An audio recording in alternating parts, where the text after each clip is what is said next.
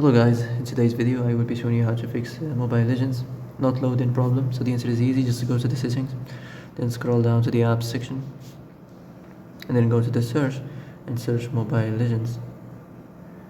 And then go to the storage, and here you will find this clear cache option. Click on it. Now you can go check it if it worked, and if it didn't, you can try to restart your phone or turn the Wi-Fi off and on, or the Bluetooth or the airplane mode. Also, you can try to clear data, but be careful.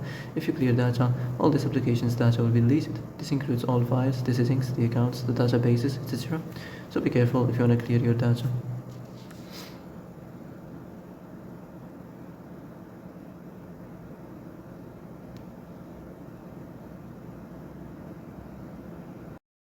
And that's it for today's video. I hope this is the answer you've been looking for. If you like this video, don't forget to like and subscribe, and see you in the next video. Thanks for watching.